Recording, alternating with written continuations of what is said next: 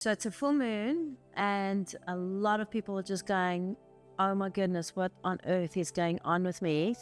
And why am I feeling just so heavy, so tired, so frantic, so exhausted? Is this ever going to go away? And this is some seriously old emotional stuff that's just come around.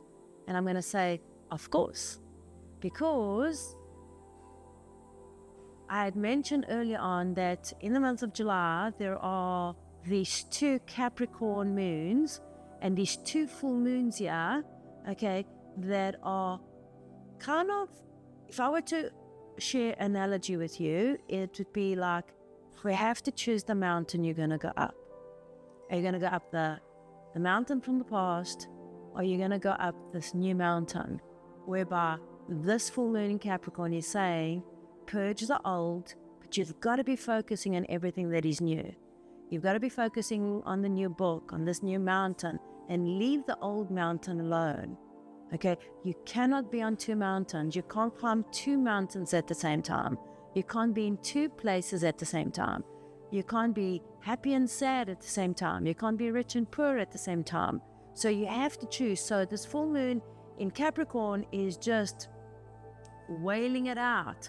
It's like sharing the extremities of this fullness and magnifying this past exposure and this expression of these rolling energies and waves of where you have been emotionally.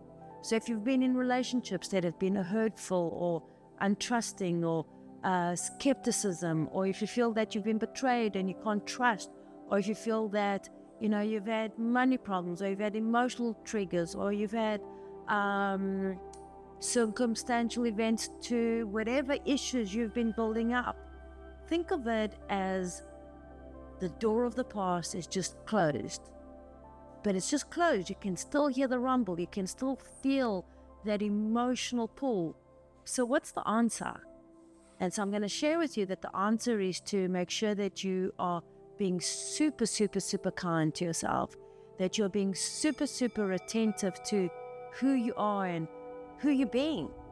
You know, it's very simple, but people are ignoring this inner calling for love and attention and kindness, and also focus.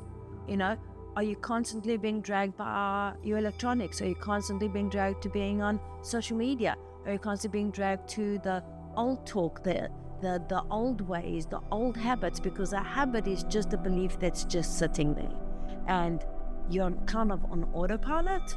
So the purging comes from setting a new belief, setting a new habit, you know, getting some muscle, setting a framework of new disciplines, bring something, revamp the old, you know, choose where you are being and what are you wanting to do.